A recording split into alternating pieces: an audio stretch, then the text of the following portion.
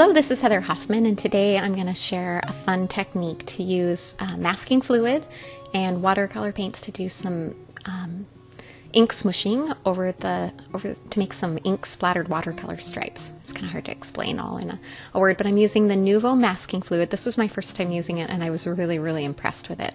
And I start off with some sturdy watercolor paper, and I added just thin stripes of the masking fluid, and I'm using an inexpensive wide brush just to spread those out so they kind of have a loose watercolor effect on there.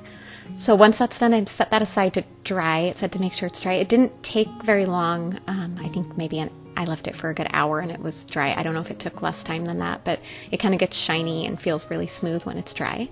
And then I pulled out some distress ink, and you can use a piece of acetate. I'm just using a clear stamp storage envelope.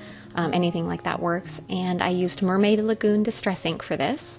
And I rubbed it on my clear envelope and misted it with a little bit of water, and then I'm just smooshing that over the top, right over the masking fluid.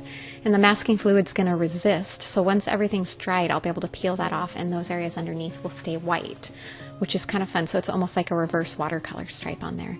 And I'm using a damp little baby cloth, a damp baby wipe, just to dry off the area on the masking fluid. You could wait till everything's dry and do it. I just felt like it wiped off really quick and easy that way, and then I don't have to worry about smearing that ink later when I'm removing the masking fluid. Now for a second step, I'm coming over with Blueprint Sketch Distress Ink. This hasn't dried completely, it's still a little bit damp, and I'm adding some splatters over just for a little more fun texture. Normally if you did watercolor stripes, you wouldn't be able to get the splatter mixed in there as well without it going in the areas that are masked off. So this is kind of a fun way to get that effect. I really like how it comes out when it's all finished. So once again, I'm going to use that damp cloth and just clean the ink off of the masking fluid areas so that I don't have to worry about doing it later. Just using the tip of my finger. I'm trying to be careful not to rub on the damp part because I don't want to mess up that there. So either way you want to do it, if you want to wait and do it later. And then I'm going to set that aside and let it dry. And then it peels off just like magic. It's amazing how easy it is. You can get a little gum artist eraser to help if you need. I found just my fingertips, it peeled off really easy. You could either just rub it, or if you could get a hold of that piece, it just peeled off. Like I said, I've used other masking fluid and not had it work so well. So I was really impressed with how easily this worked. And this is one of the fun new supplies that Unity actually is carrying now, so I can see myself using this for lots of different things. This was just one fun technique that I really enjoyed with it. Okay, and then once that's peeled off, now you just have a smooth piece of watercolor cardstock. There was a little bit that had leaked over to the back, so I peeled that off just so I didn't have to mess with it later. Now I'm going to add an image over the top using the January 2008 sentiment kit called So Very Grateful, and because of the textured watercolor paper, I'm going to use my Misty to stamp it on. This will just allow me to stamp it multiple times with the texture of the watercolor paper and make sure I get a nice clear impression. And I'm going to fit my sentiment into one of those little white stripe areas.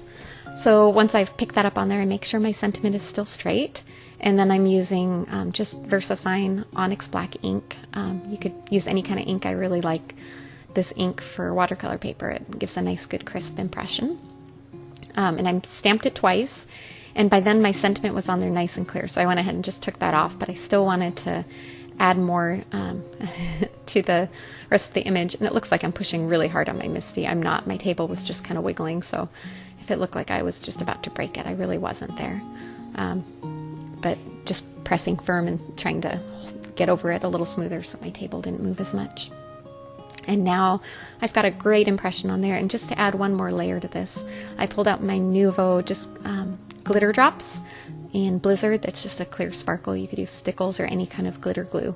And I'm going to fill in that heart and each of the large flower blooms on there. And that's just going to add a fun little bit of sparkle and interest to the finished card. So, fun way to pull out your masking fluid and use it in a different way. I hope you give this a try. I'd love to see what you make. Thanks so much for coming by. Have a great day.